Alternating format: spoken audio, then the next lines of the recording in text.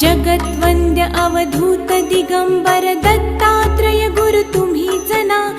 अनन्य भावे शरणागत मी भव भयवारण तुम्हीच ना।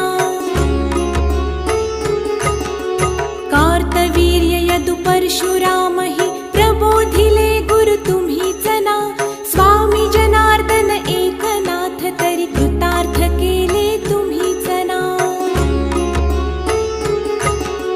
नवनारायण सनाथ करुणी पंथ निर्मिला तुम्हीच ना।